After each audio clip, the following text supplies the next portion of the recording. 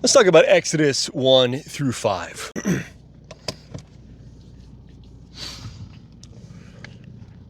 So picking up exactly where we left off at the end of Genesis. The story just pretty much keeps straight on rolling. We last left off, the Israelites were growing in fame and renown, and they were literally beloved by the Egyptians. They have saved Egypt. They have saved all the surrounding pagan Gentile nations around Egypt. God's covenant people are extending his blessings to each of the peoples and the people groups and the tribes and so on and so forth around them. And yet as Jacob went to his grave, he prophesied a number of things about the future that awaited the descendants of his children. Some were good, some were bad.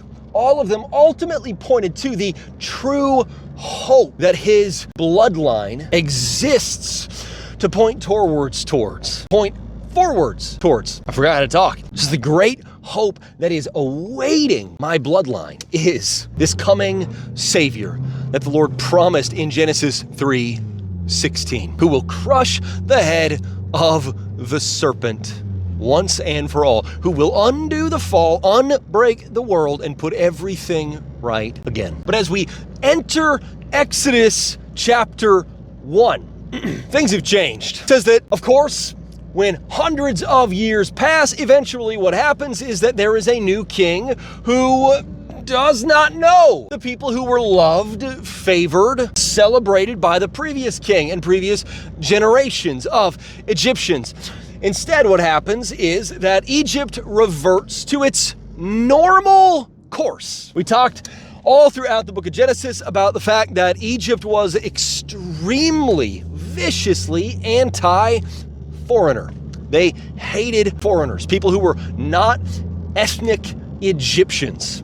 They thought the only use for foreigners was to be slaves or to be conquered or other things along those lines. And so it was really weird that these foreigners, the Israelites, were so beloved by the Egyptians. That was the Lord giving the Israelites a kind of supernatural, providential favor among the Egyptians in order to fulfill his purpose. And yet now, things have changed. It says the years go by, hundreds and hundreds of years. And over that time, the Israelites continue to grow and multiply. They get more and more numerous, which is a problem for the Egyptians because the Egyptians hate foreigners. So for them, it is a problem if these foreigners living in their borders keep on multiplying and more of the population consists of Israelites. The Egyptians naturally fear becoming an ethnic minority in their own country. They say, oh yeah, we don't treat ethnic minorities so well. If they become the ethnic majority and we become an ethnic minority, are they gonna treat us the way that we treat ethnic minorities? It's the same mindset that your Fox News uncle has. They say if these ethnic minorities, the Israelites, keep on multiplying and become a large portion of our population, they might turn against us. They might side with one of our enemies or something like that. So we need to find a way to keep them down. We can't let them become powerful and influential like they were during the time of Joseph, during the time of the previous pharaohs. And so to keep the Israelites in check, they enslave the Israelites. And as the slaves, they give the Israelites the worst job imaginable. They make them the brick makers. Culturally, historically, at that point in time, that was very much a bottom of the barrel job. That was the kind of job you often died within a handful of years of taking up because it was just so backbreaking. They do that for a while, but it's not quite enough. They keep on multiplying. They say, okay, this is not enough. We need to do even more. They say, we are going to consciously, intentionally depopulate the Hebrews. We are going to commit essentially a kind of soft genocide. We're going to commit a kind of mild ethnic cleansing. They order all the midwives in Egypt to kill the male Hebrew children immediately upon their birth, to throw every son who is born into the Nile. So every Hebrew child that is born, they're going to look, and if it is a boy, they're going to drown the Hebrew boys. This is ethnic cleansing. This is genocide. And yet the Hebrew midwives do something incredible. The Hebrew midwives act out of faith. They trust the Lord to steward the situation into the come that is meant to happen, and then they just boldly say no. They protect the Hebrew boys. They refuse to kill them. They lie to avoid simply being removed from their positions as midwives and replaced with someone else who will kill them. They just say, oh man, we couldn't drown the boys in time because, man, these Hebrew women, they just roll right out. We don't know what's going on. The kids are born too fast for us to do anything. You could look at these Hebrew midwives and say, hey, how dare you lie? But the point here is they are refusing to participate in wickedness, even when it puts them in danger. It puts their positions in danger. It puts their health in danger. It puts their lives in danger. It puts their families in danger. Because the Egyptian government can very easily just say, because you disobeyed, now we are going to wipe out your entire bloodline. That was a common thing at that point in time. So they are taking an unbelievable amount of risk, but they are saying, no, the Lord has called us to protect and preserve these Hebrew boys. And we are going to do that no matter what. We're going to let the chips fall wherever they do. This is an act of faith, an act of deep trust in the Lord. So in all of this, a boy is born named Moses. We're entering Exodus chapter 2 now. This Hebrew boy, Moses, is born, and he is hidden in the Nile from the Egyptian death squads. He is rescued from being drowned, from being essentially late-term aborted by the Egyptian government, and he is rescued, ironically, by Pharaoh's daughter. So he is rescued by the daughter of the man who wants him and every other Hebrew boy like him dead. This is kind of divine irony. The Lord seems to delight in working through these bizarre, ironic, almost comical situations. And so the situation is really interesting because Pharaoh's daughter, of course, holds a position of significant cultural privilege, but she has no official power in Egypt. Pharaoh's daughter is not really an official position exactly.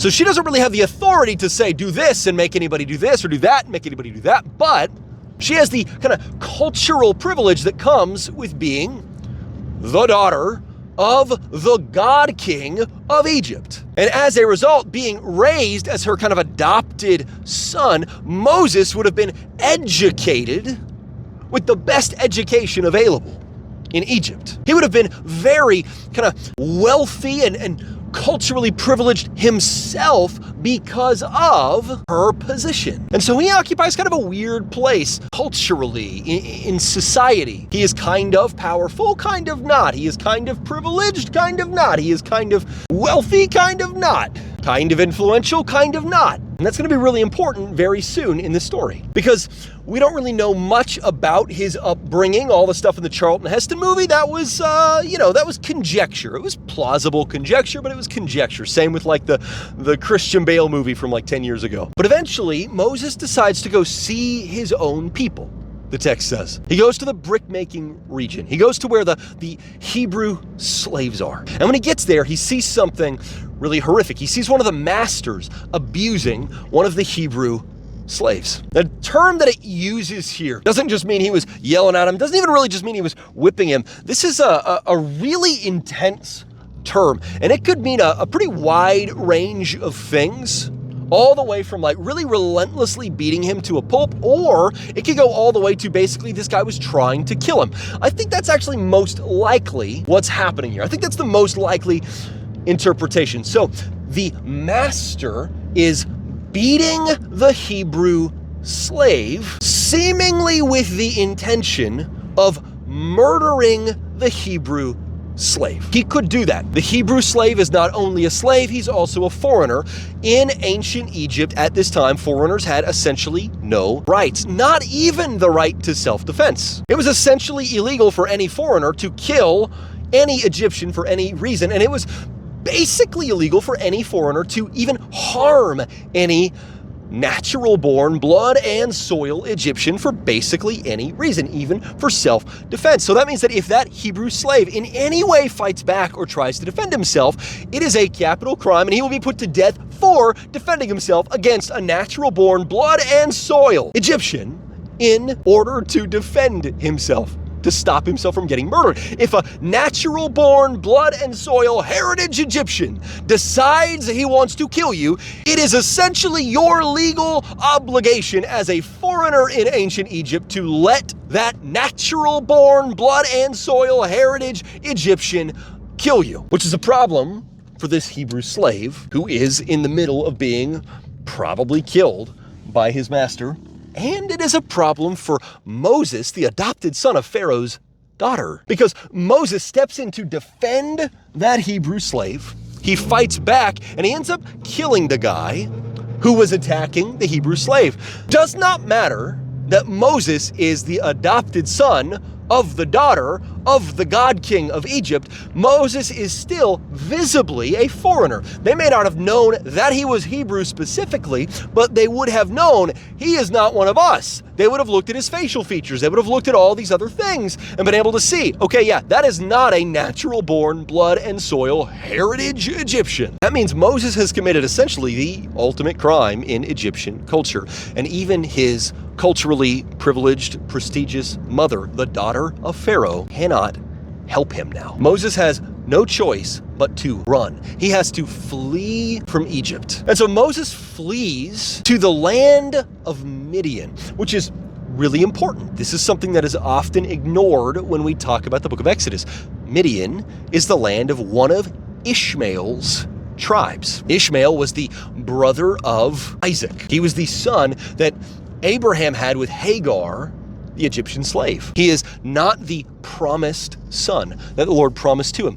Ishmael is the son Abraham fathered out of his wavering faith. When his faith wavered and he tried to force God's hand by sleeping with his wife's handmaid. The Lord prophesied at that time that for years, many of the descendants of Ishmael would be a thorn in the side of the Israelites. They would fight against the Israelites, wage war on the Israelites, compete with the Israelites for resources, and so on and so forth. And that is exactly what happened with so many of Ishmael's tribes, so many of the descendants of Ishmael. And yet now Moses is here in the land of one of Ishmael's tribes. He's in the land of Midian, and he ends up marrying the daughter of a man named Jethro. Now, Jethro is Ishmaelite priest of Midian. Now that matters because that means that Jethro almost certainly has some understanding of the true God, because all of the descendants of Ishmael would have had some understanding of the true God because of the time that Ishmael spent in Moses' household. And what we're seeing here with Moses marrying the Ishmaelite daughter of the Ishmaelite priest of the Ishmaelite tribe of Midian is that some of the branches of Ishmael's descendants are being merged back together with Isaac's line through Moses. So some of the branches of the Ishmaelites are going to remain enemies against Israel for a very long time throughout the rest of the Old Testament. And yet right now, some of the branches are already being wrapped back into the covenant with the Israelites. And that sets us up for Exodus chapter 3. Because as we step into Exodus chapter 3, the good stuff starts. Because what's been happening in all of this so far is that God has been preparing Moses for his role as the covenant torchbearer over his people for this generation. That's the big picture of what's been happening in Exodus 1 and 2.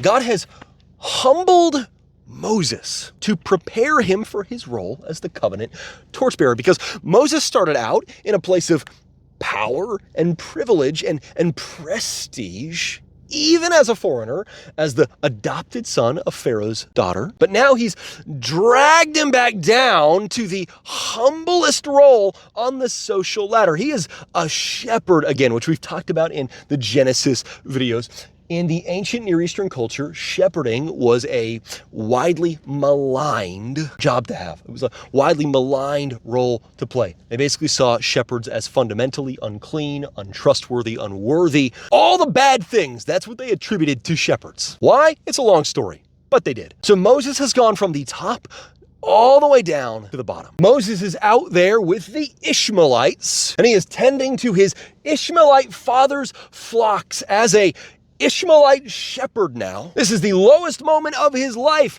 up to this point as far as he knows. But here in the lowest moment of his life, he sees something unbelievably strange. But he sees something that he would have had zero issue interpreting. He sees a burning bush. Now, this is actually way more significant than we tend to catch, because in the ancient Near East, they associated fire with the gods in general. If you saw fire, you thought of the gods in the same way that today, when we see or smell or even hear the phrase fresh white linen sheets, we associate that with cleanness. Even though, fresh brown linen sheets are just as clean as fresh white linen sheets. They all got washed in the same soap and so on and so forth, but we associate fresh white linen sheets with cleanness in a really unique way. In the same way, they associated fire, divinity, fire with the realm of the gods. So if you saw fire anywhere, your mind would, at least somewhere in the back of your mind, you would think of the gods, the entities that rule this place. So when Moses saw this bush that was on fire, in the back of his mind, he would already have started to think of some sort of god or gods. But then when he saw the bush continually just not withering as a result of the fire, it would immediately have told him, I am witnessing some kind of divine activity. This is a god or many gods doing something, and they're doing it in front of me. But he very quickly realizes this is not just one of the ancient Near Eastern gods, because he is very quickly just totally taken aback by the overwhelming glory of this god in the burning bush, because the glory of this god was so intense that Moses couldn't help but hide his face in awe and fear. This is a very different situation than just any old pagan god. This is something truly unique. And because of that, Moses has to do something really specific. In the ancient Near East, they very rigidly divided what you could call kind of holy spaces or sacred spaces with profane spaces or unclean spaces or just kind of mundane, secular spaces. There was the sacred, there was the secular. There was the holy, there was the profane. There was the clean, there was the unclean. And in a holy or sacred space, you had to remove your shoes. Again, it's a long story why that was, but suffice it to say, you did not wear shoes in sacred or holy spaces. You only wore shoes in profane or mundane or secular spaces. Moses has to remove his shoes because he is now standing on a sacred space. This God is overwhelmingly holy and must be dealt with in absolute reverence. This God cannot be treated casually. This God cannot be treated like he is just another God among the other gods, vying for attention and influence and sacrifices and so on and so forth. There is something absolutely unique, overwhelming about this God that demands absolute reverence. So Moses says, who is this God? The Lord tells him exactly who he is. The Lord reveals his name to Moses. He gives him covenant name. He essentially gives him a name that he has taken on for himself. He says essentially, as part of my covenant with my people, you may call me Yahweh. You may call me I am. The name that he gives essentially is I am who I am, or I am that I am, or I am because I am. I have always been because I have always been. I will always be because I will always be. I am in order that I will continue to be. There's all sorts of different ways that you could put this. This is an almost like grammar-breaking name. This is a kind of almost reality-breaking name. This is a name that it is virtually impossible to say in a way that doesn't ultimately kind of melt the foundations of human language. Why? It's because he is revealing his nature through this name that he has given to us as his covenant people. I am who I am because I am that I am in order that I will be because I have been. He's saying, I am absolutely eternal. I am the eternal God from eternity past to eternity future. He's saying, I am the self-existent God. There was nothing before me. There will be nothing after me. There was never a time when I was not. There is never a time where I will cease to be. I did not begin. I will not end. No one created me. I didn't need to be made. I didn't need to be brought to life. I have simply always been because I cannot not be. Because I am the eternal, self-existent, self-sustaining God with no beginning, no end, no cause. I am the creator, the designer, the sustainer, the moral lawgiver over all creation. I am not one of your cute little golden, silver, wooden idols. I am the God over all things. And he says, here's why I'm reaching out to you in this burning bush as you are out shepherding in the land of the Ishmaelites. It's because I am the God of your ancestors. I am the God of Abraham, the God of Isaac, the God of Jacob. And whether you ever thought about it before or not, as you were screwing around in Pharaoh's court, I am the God of you. I am here to continue the promise, the covenant, the mission that I started with Abraham. He says something really beautiful. He says, I've witnessed the suffering and the oppression of my covenant people. He says, I've witnessed the struggle of my people at the hands of Egypt, and I have been waiting until the right time, the fullness of time, the appointed time to intervene on your behalf and move my redemptive mission forward through you.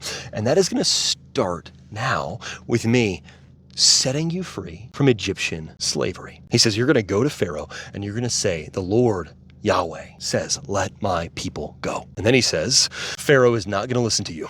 The Lord prophesies about Pharaoh. He says, Pharaoh's hardness of heart is so severe that I am going to have to break Pharaoh's will. I'm going to have to use extreme discipline on Pharaoh. I'm going to have to use really severe punishment on Pharaoh in order to break the hardened will of Pharaoh so that he will set you free. He uses a controversial phrase, right? He says, I will harden his heart so that he will not let you go, and I will punish him. I will raise you up. I will bring him down. I will crush him so that all will know that I am the Lord. He says some version of this over and over and over throughout this section. Now, it's really important that we understand this is something that we know now pretty clearly.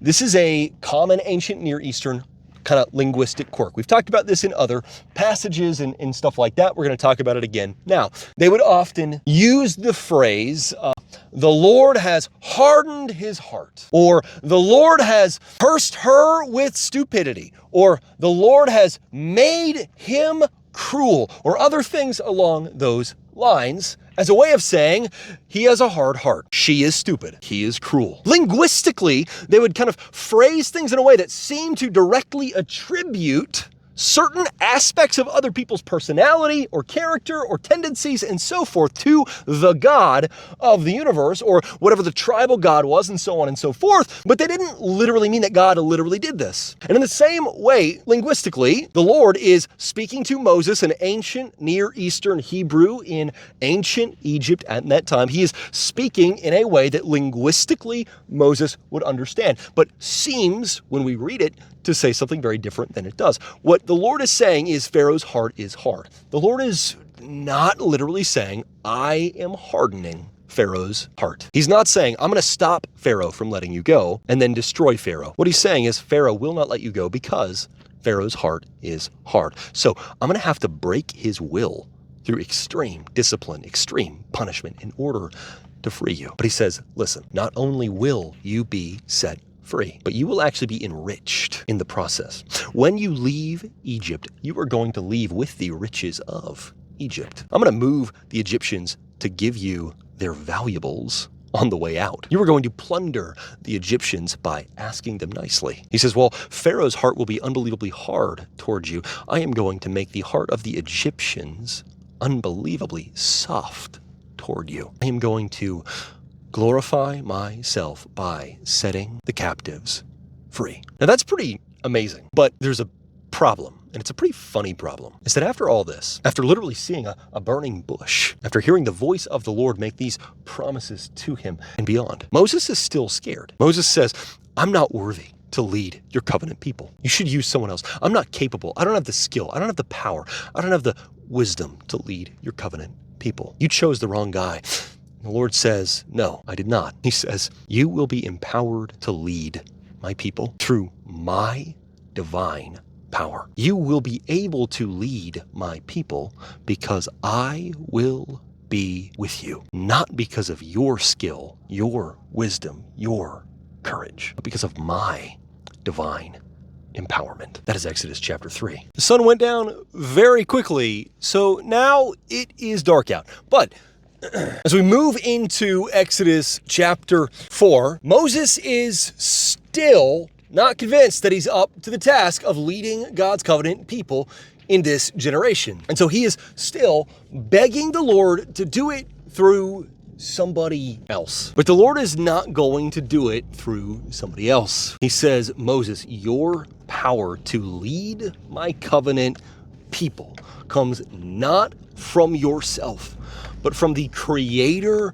of the human mouth, the creator of the human eye, the creator of the human ear. He says, I am the creator God, and I have the power to change the human heart, and I have the power to transform human history. He says, if I tell you I am going to do this through you, then believe me, I am going to do it through you. I have the will to do it, and I have the power to do it. So I'm going to do it. But then he says, if that's not enough for you, here's a handful of signs. He says, I'm going to demonstrate to you, and I'm going to demonstrate to the Israelites themselves that I will set them free through you. The sign number 1, you and the Israelites are going to see that my presence is with you and that my power is upon you.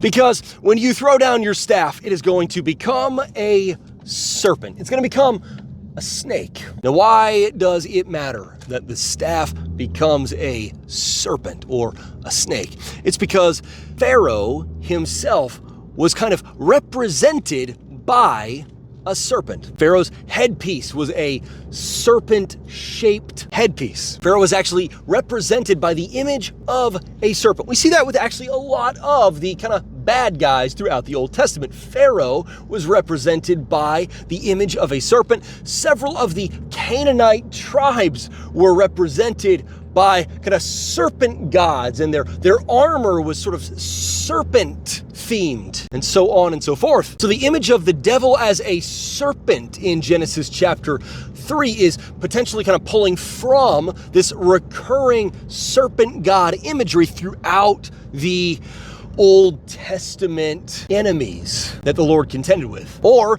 maybe Pharaoh and many of the Canaanites and so on and so forth were sort of serpent themed because the devil, the serpent king, sort of imprinted that image onto so many of the false gods, false religions, false rulers, and so forth that he influenced that history. We don't know if it's one or the other, but either way, it's a pretty cool sort of repetition that we see throughout the Old Testament. But so when Moses throws down his staff and it becomes a snake by the power of the Lord, the message that you would come away with is Pharaoh, the serpent, is in God's hands. Pharaoh is not in charge here. God, Yahweh, I am that I am, is in charge here. He's in control here. He says, sign number 2, I'm going to make your skin leprous. It's going to be just plain white. I'm going to give you this leprosy on your skin. And that was actually really significant because in the ancient Near East, they associated leprosy with arrogance. It's another one of those things where, why did they do that? It's a long story, but the point is they associated leprosy with human arrogance. And so when Moses and the Israelites saw that skin turning kind of leprous white, the message they would have taken from that is that Pharaoh and the Egyptians are being punished for their arrogance. They have arrogantly defied the Lord, arrogantly conquered so many smaller, weaker nations, arrogantly enslaved and subjugated so many different peoples like the Israelites. Now that arrogance is coming back on their own heads, the Lord is punishing that arrogance. And he says, sign number 3, I'm going to turn water into blood. I'm going to turn the Nile into blood. When Moses and the Israelites saw that, the immediate message they would take from that is God has the power to control the prosperity of Egypt, right down to their water source, the Nile. If God can turn the Nile into blood, God can destroy the Egyptian economy. God has Egypt by the throat. Egypt just doesn't know it yet. And so the Lord has primed Moses and the Israelites in all of this. He has given them every reason to trust that he will do what he has said he is going to do, and that he can do what he has said he is going to do. That he has both the will and the power to fulfill his covenant promise to them. And yet, despite all of that, Moses still isn't taking this fully seriously. Moses still isn't fully invested here. Moses is still kind of on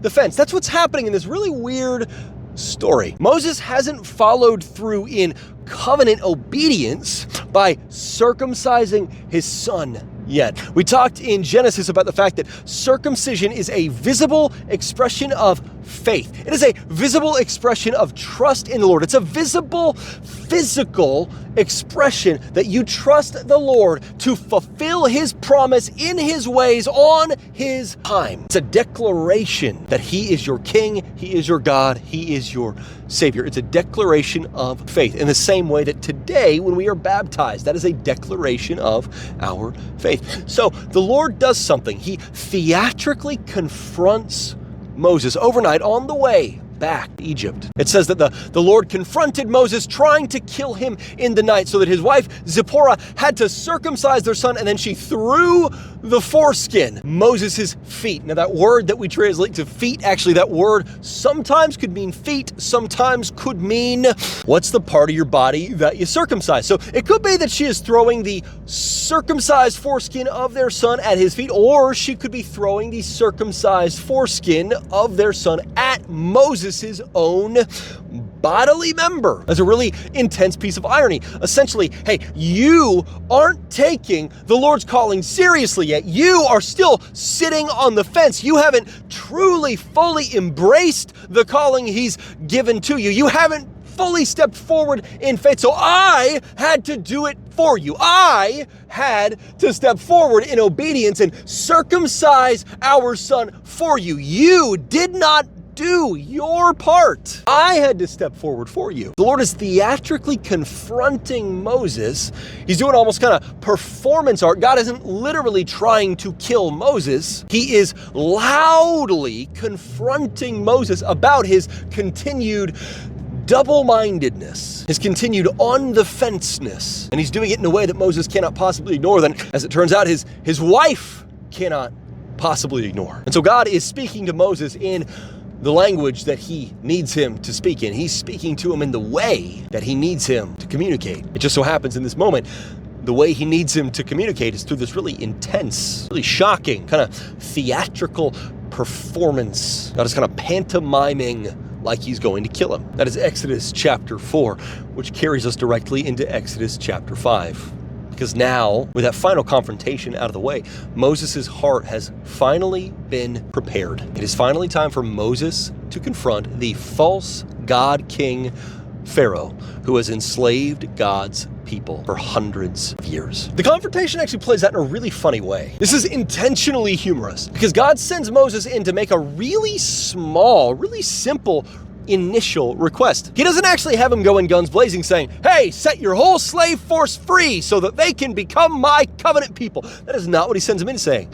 He sends him in to say, hey, let us go out into the wilderness for 3 days for a festival to the God of the Hebrews. That is it. That's a small, simple, easy request to fulfill. In the ancient Near East, religious festivals almost always took place at some kind of important holy site, so they almost always involved some kind of pilgrimage to that holy site for the festival each year. That was a very normal, very simple request that any religious group might easily and reasonably have made to Pharaoh. Pharaoh has no reason to say no to this. This is really simple stuff. This is a very small request. But For Pharaoh, this is an absolutely unconscionable request, because this false god king, Pharaoh, does not respect the claims of unknown foreign gods. Pharaoh sees himself as a god. He does not respect the claims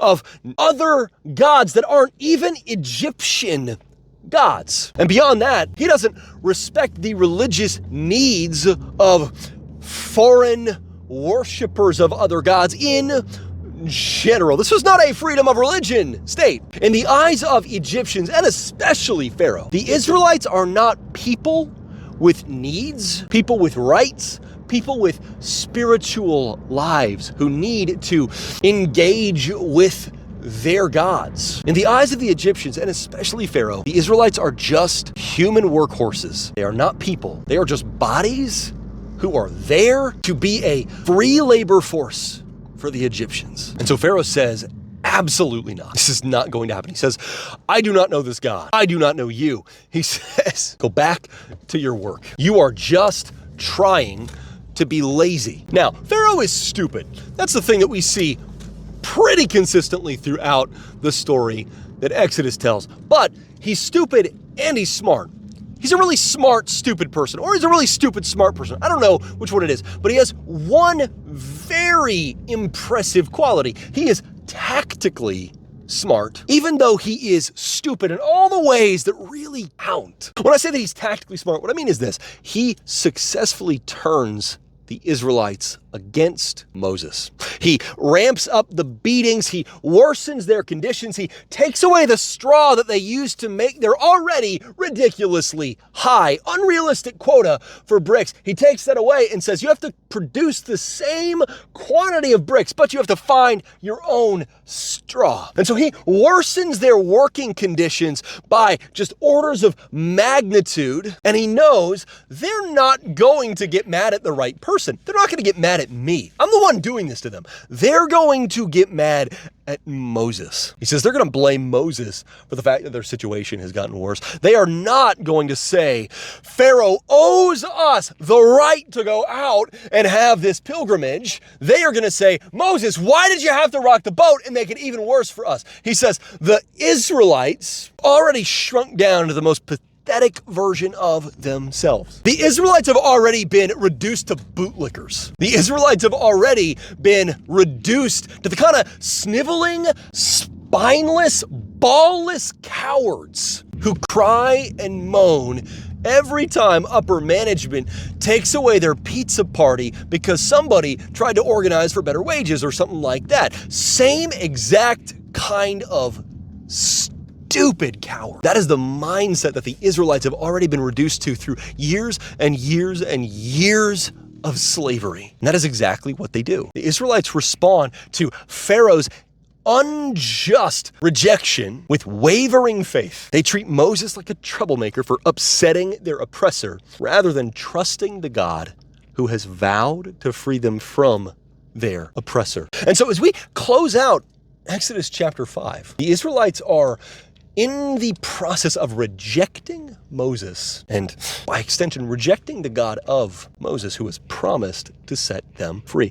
It appears for a moment at the end of Exodus chapter 5 as if God's promise has failed. But as we are going to see in the next video, when we bust into Exodus chapter 6, God's promise has not failed. The Lord will do above and beyond even what he promised. So we are going to dive into that in our next video. I know that there's plenty of things that we didn't get to dive super deep into in this video. And so you may have some questions that I didn't answer already, just kind of over the course of the video. So hit me up with whatever questions you have, either in the comments of this YouTube video or in the Let's Read Scripture Together Facebook group, and I will tackle them as soon as I get the chance. But between now and then, I love you guys. Take care and keep reading. Hey, what's up? It's Pastor Ryan from Mount Zion Baptist Church. I'm extremely glad that you watched our video, and I hope that the Lord used it to speak to you in a very powerful and specific way. Hit the like and subscribe buttons on this video so that you can keep up with everything that we put out and we come up a little bit higher in your algorithm, and send a personal message to our YouTube account. I would love to hear from you, get to know you, pray with you a little bit. Between now and then, take care.